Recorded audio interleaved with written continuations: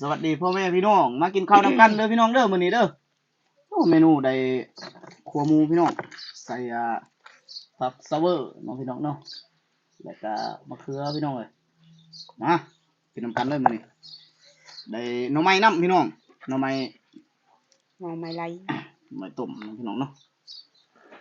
มาลูกหลานกินข้าวนำแม่เด้อกินข้าวตอนเช้ากินนำกันมาสิมาทุกคนมื้อนี้มากินข้าวนำกันพี่น้องโอ้มื้อนี้ได้ผัดหนูบ่แม่นหมูพี่น้องซีนหมู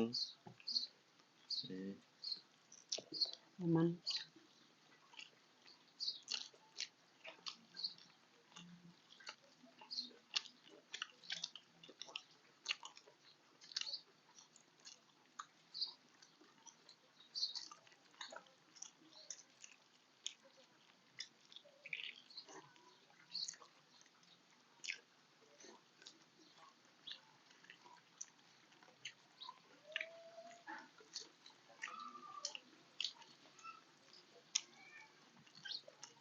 หน่อไม้ต้ม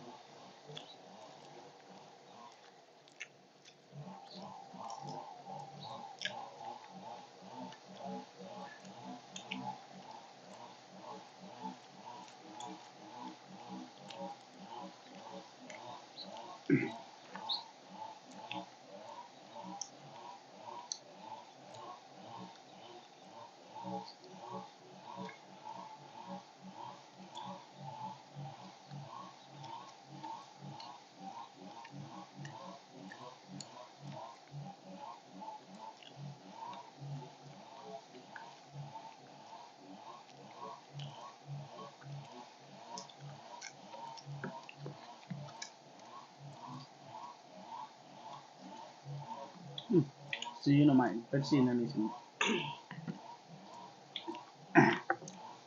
เป็นสีเหลืองนี่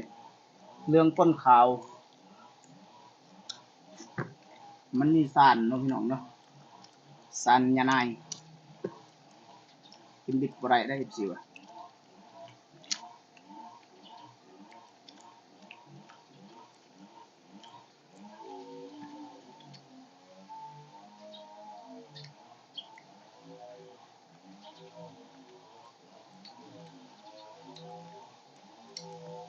บัดที่หมออยู่ไกล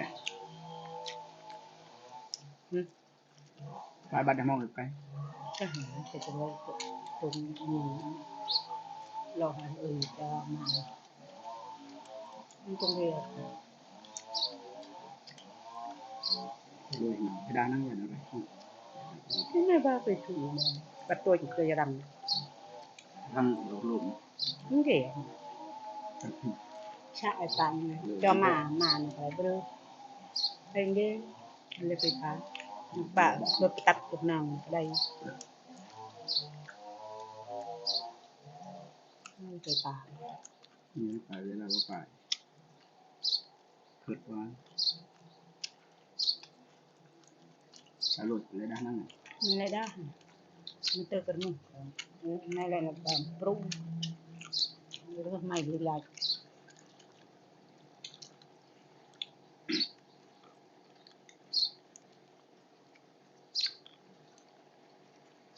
กุย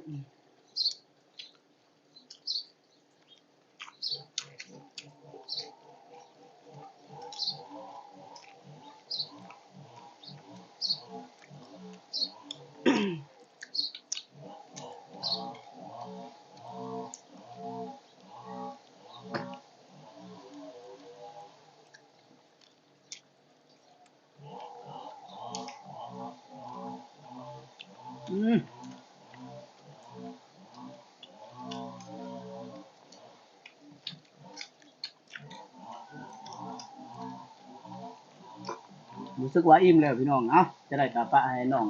กับอีแม่กินโตนะพี่น้องเนาะไปเชิญลุกเขาลุกคนเด้อพี่น้องเด้ออ้าวสวัสดีแล้วก็สบายดีเด้อพี่น้องเด้อ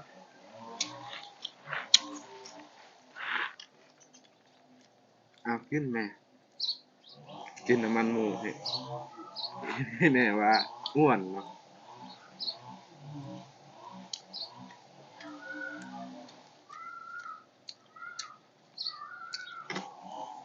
เจียวจังยังลายเลยทำไม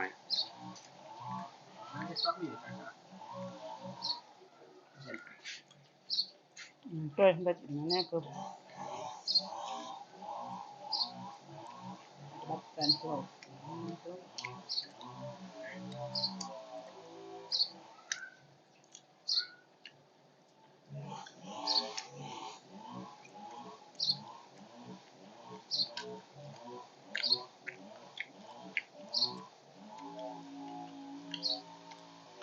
เจ้าลูกเจ้า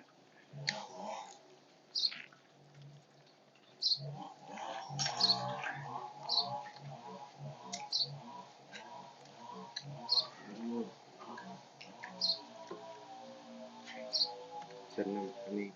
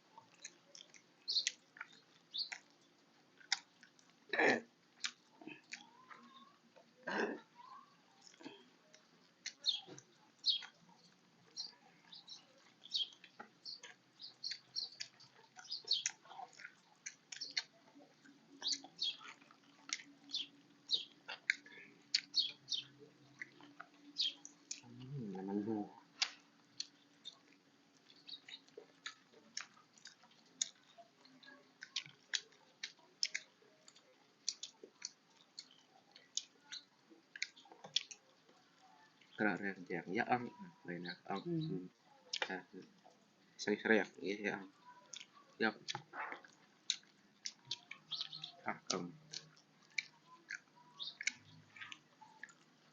kan men tu แค่นั้นตักลงให้ตลาด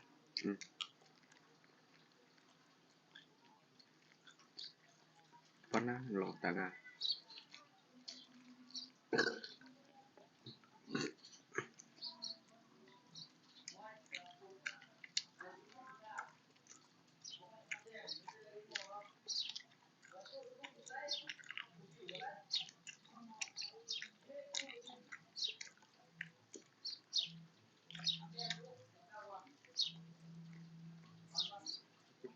dah cam rồi ngoại nằm đây ăn ngoại được nhiều thôi đạp cho hắn kịp เดี๋ยวเข้าเลิก mà เดี๋ยวเก่าลอกดีชัวร์เดี๋ยวหาเลือก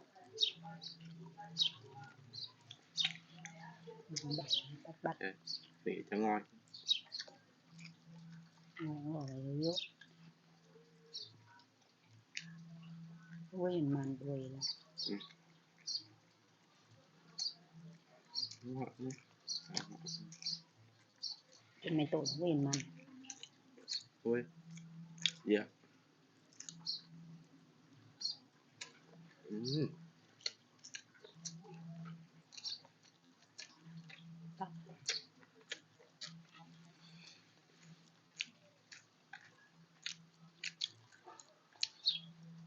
คลิปนี้ว่ามียังไรที่พักกระเล็บเซกแต่เพียเปลี่ยนกำลังใจเนาะคลิปนี้ขอบคุณสวัสดีสบายดีบ๊ายบาย